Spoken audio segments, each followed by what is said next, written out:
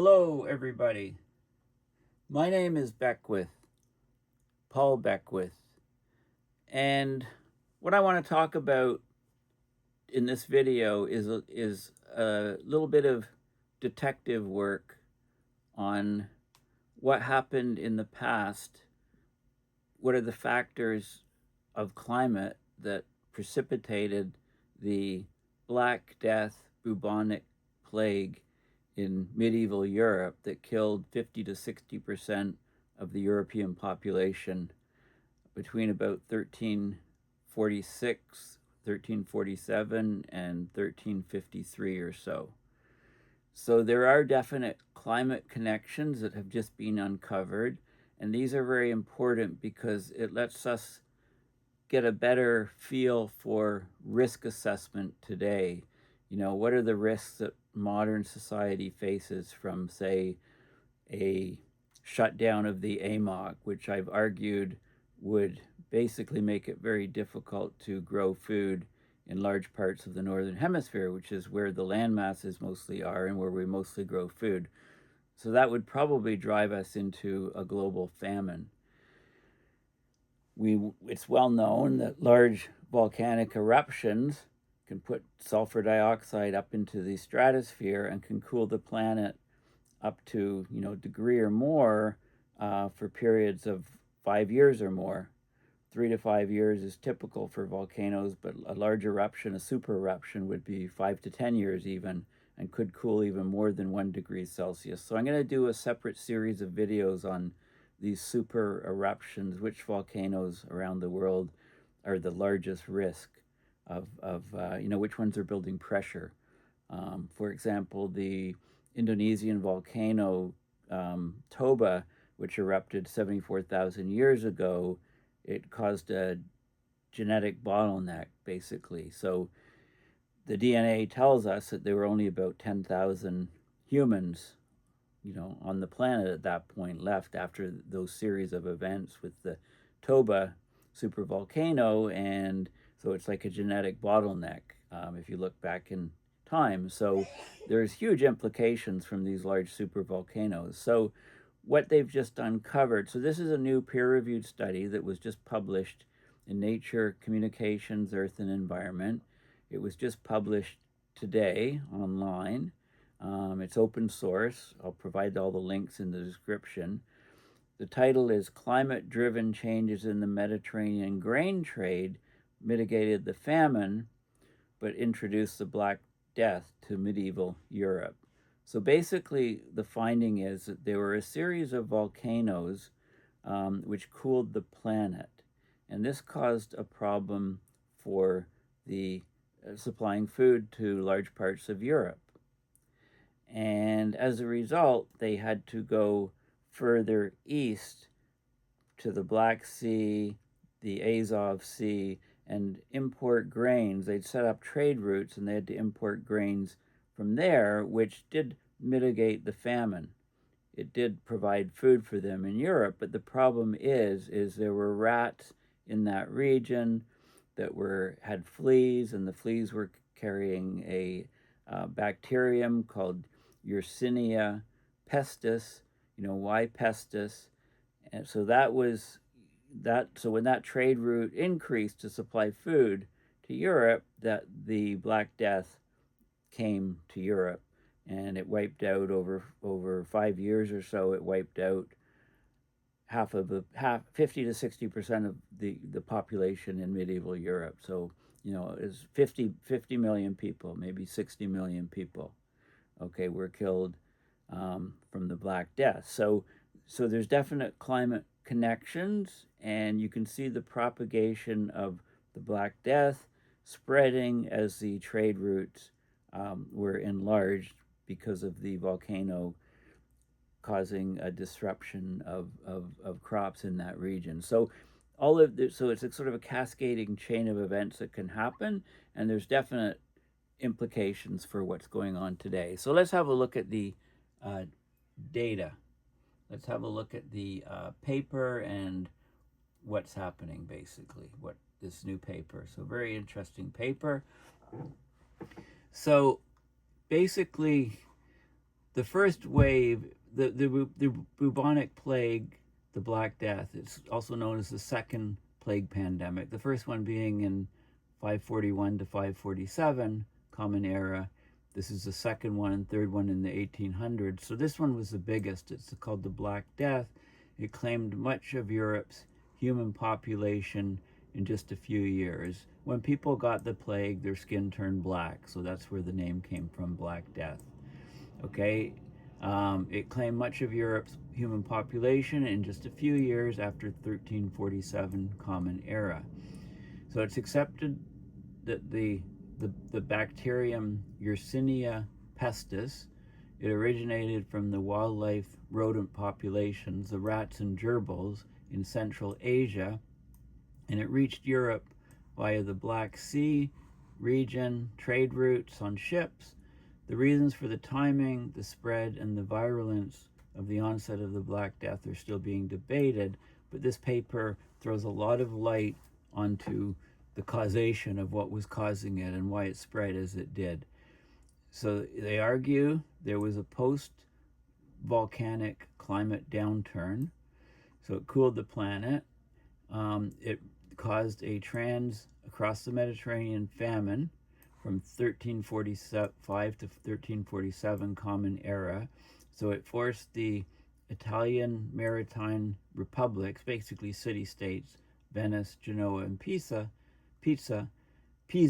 to activate their well-established supply networks and import grain from the Mongols of the Golden Horde, which they were located around the Sea of Azov in 1347 Common Era. Sea of Azov is just north of the Black Sea. So the climate cooling, the volcanoes and the climate changes, it drove changes in the long-distance grain trade. So it did prevent large parts of Italy from starvation, but it also introduced this plague bacterium to the Mediterranean harbors, and then from there it rapidly dispersed over much of Europe, killing over half of Europe. Okay, so before I get into the rest of the paper here, I just got a couple reference links here. So there's a great Wikipedia page on the Yersinia Pestis. Okay, they show actually give information about it, and this is showing a rat flea. Okay, so the fleas that went on the rats and gerbils, this is showing a view of it, and actually the dark mass in the gut is this bacterium Yersinia Pestis, which caused the Black Plague. So when the flea feeds on an uninfected host, it regurgitates this bacterium into the wound, causes infection, and then that can spread. It's called zoonotic, so it then spreads from the rats and gerbils to humans. Okay, so basically the hosts are the fleas are the vector, and you know how it then spreads to the rats, which then spreads to humans. Okay, so there's a lot of detailed information on how this thing was first identified, you know, DNA evidence, and then events and cases of what's happening. So great article on that. On the Black Death itself, so it was a bubonic plague pandemic in Europe from 1346 to 1353, one of the most fatal pandemics in human history. As many as 50 people perished, perhaps 50%, some say 60% even, of Europe's 14th century population. Okay, so it was spread by fleas, also through the air. So the Black Death, of course, you know, it greatly affected the evolution of human history in Europe and the world. It affected population, the economics, cultural impacts. It's called the second plague pandemic, the first one being, you know, about 1,000 years earlier or so. So the origin's a bit disputed. You know, they talk about how it was spread and so on, but this is what we know. This is a great map because this shows, this is year 1346, it was here, 1347, it was spreading, 1348 is this color here, it then spread all over this region, then it spread to outer regions in 1349, 1350, started spreading north, and then 1351, 52, 53, and then spread back. By then, and then it ran its course as more and more people were infected. Many people dying and people surviving, having some immunity. So 25 to 50 million people estimated. And you can see how it was spread. The phrase Black Death, describing death as black, is very old. It goes back to Homer, used it in the Odyssey to describe the monstrous Scylla with their mouths full of black death.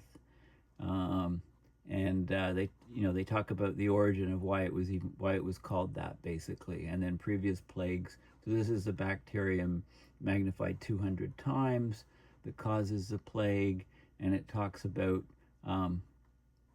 here's some more views of the rat fleas, and where the plague is stored within, and the regurgitation, the mechanisms to pass it to people, skeletons in a mass grave.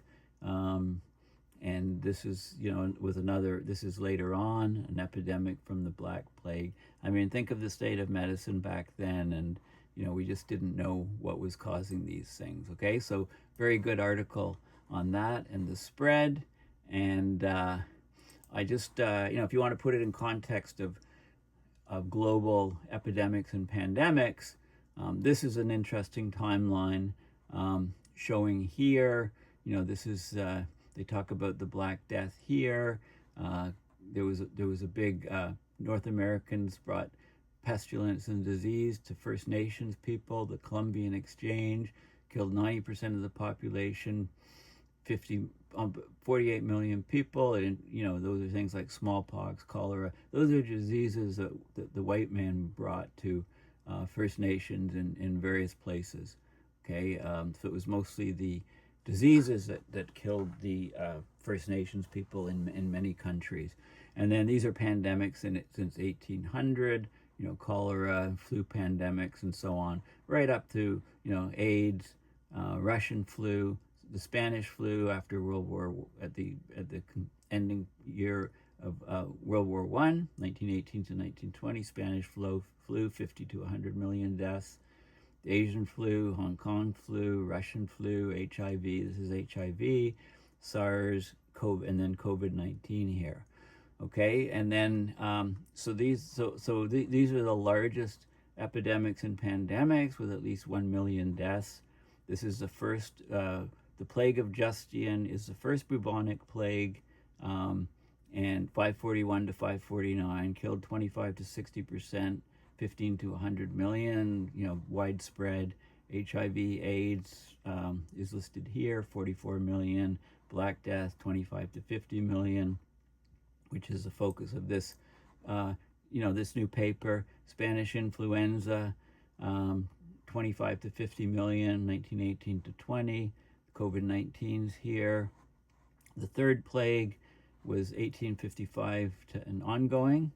And so it lists all of the plagues in terms of size, and then there's a chronology of all of the plagues from pre-1500s to so pre-1500s, it lists, and then here's where the Black Death is right here, the bubonic plague, and then it goes through the different centuries all the way to the present. Okay, it's very extensive list. So it's good to look at this and see what the things are. Is it malaria, dengue fever, measles, all these things that many of these things have vanished because of present day vaccination, but they're coming back, right? Because of people's vaccine hesitancy, by a group of people, and misinformation. But anyway, this is well worth looking at. And then when I talk about tree rings a little bit, about how we know the volcanoes went off, they're so-called blue rings in high elevation trees. It's where severe cold, usually from volcanic eruptions, the cell walls fail to properly form in the trees. So in the processing, looking at them, they appear blue. Okay, so this is just an indication usually that a volcano's occurred. So let's go, and this is the region where here's the Black Sea right here. This is the Sea of Azoz. It's up in this region where that pestilence started, and the ships transported it over into the Mediterranean and into Europe. So then it spread, as I showed you on this map here, right? You can see the spreading of it, the extent of the Black Death plague in different years. Okay, so let's go back to the paper now, yeah. Okay, so basically, the Black Death is considered one of the largest human disasters in pre-modern times. It, of course, had long-lasting demographic, economic, political, cultural, religious implications for Europe, the wider Mediterranean region, and the world, right? Because a lot of the most modern high-tech cultures were in Europe. The paleogenetic research shows that it's from the bacterium Yersinia Pestis, they talked about the great gerbil populations in Kazakhstan and rats, where the bacteria, became able to be transmitted from one mammalian host to another by fleas. And it's a zoonotic disease. It's a disease that can spread from animals to humans. And there's been 3 pandemics, bubonic plague type pandemics, the Justinian one around 541, and then basically the Black Death, and then a third one in 1770s in China, and it's still endemic in some parts of the world. So let's have a look at so they know where it originated, they know how the vectors and what is carrying it. So what happened? Why did it suddenly start? What was the timing like? Why did it start when it did? Now, they mentioned that often there's a lot of volcano climate human interactions.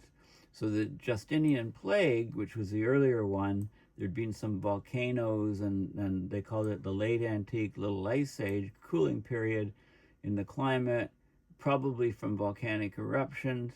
And then they speculated that this one, the Black Plague, they looked for volcanic eruptions preceding it, and this is what you get, basically. So this period here was a period of cooling and more water, more wetter and cooler in medieval Europe, just preceding the plague, the Black Death. And there was a series of volcanoes in the northern hemisphere, southern hemisphere, northern hemisphere. Then there was a large volcano in the tropics, and it put about 14 teragrams of sulfur.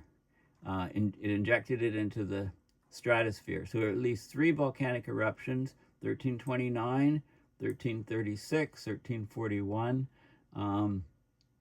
and 1345. Big volcano, ranked 18th in the last 2,000 years. And it put this put 3.7, 0.7, and 1.2 teragrams of sulfur into the atmosphere, and this guy put in 14 teragrams. How does that compare? Well, Pinatubo is about 6.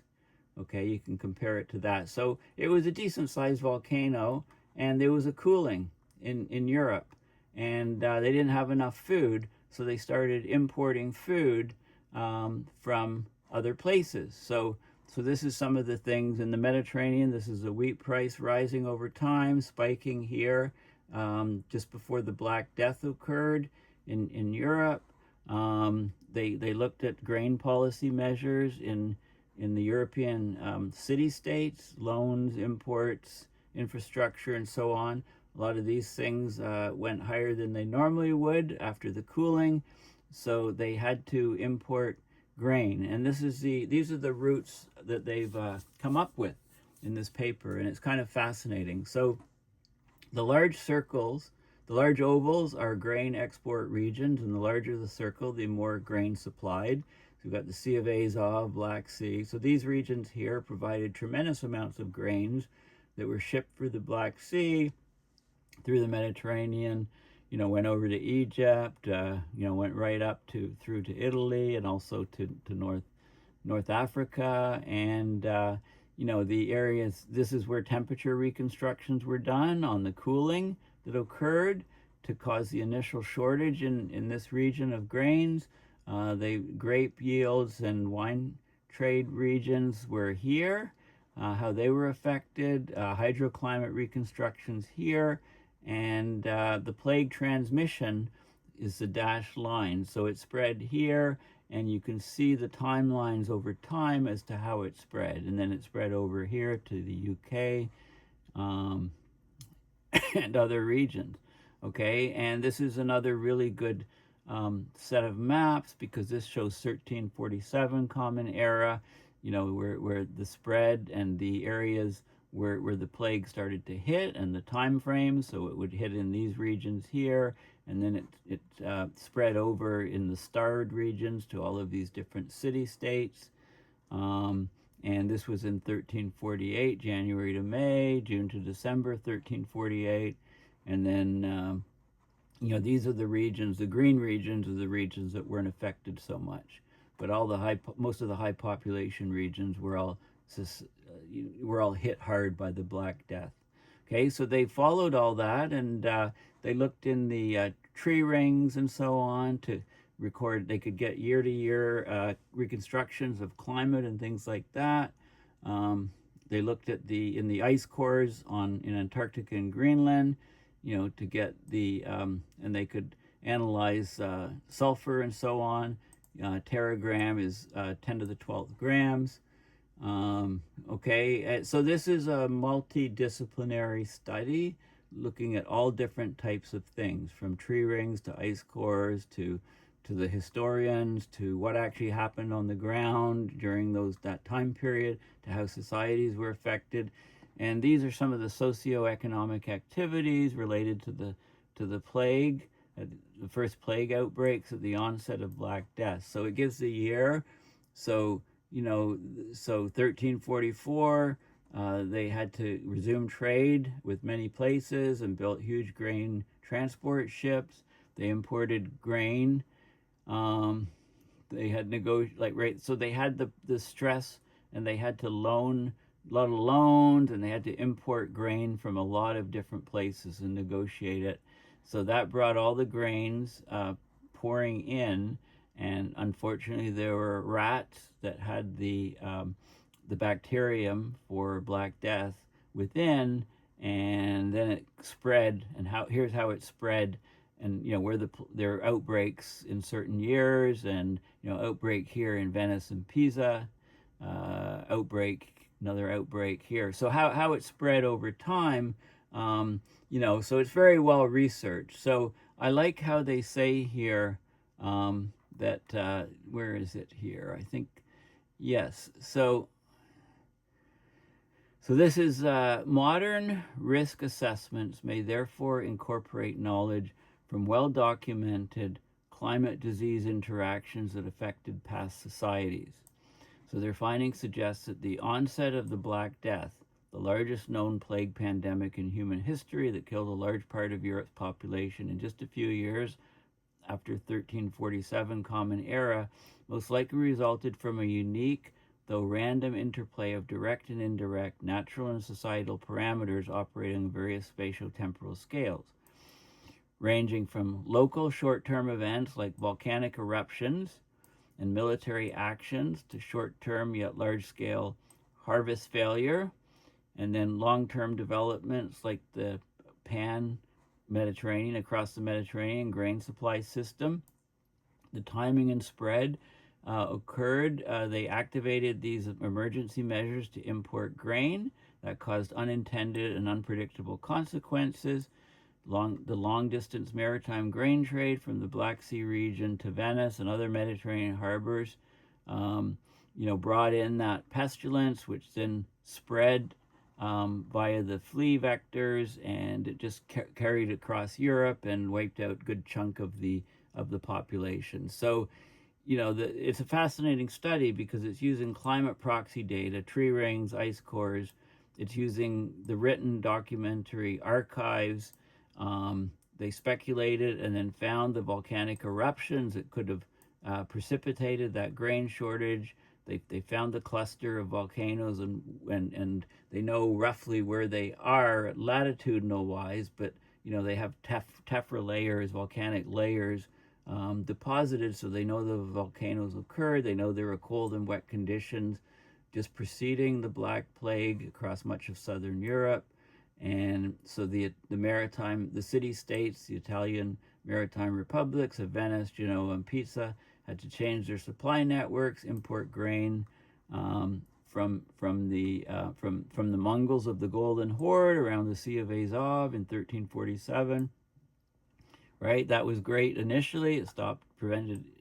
It saved many people in Italy from starvation, but unfortunately, it distributed the plague bacterium by infected fleas and grain cargo across much of the Mediterranean, and then that led to one of the largest mortality crises in modern history. So it's all connected, and they talk about the tree rings here, ice cores, the sequence of how the plague spread and so on. So it's all there. It's a really fascinating paper.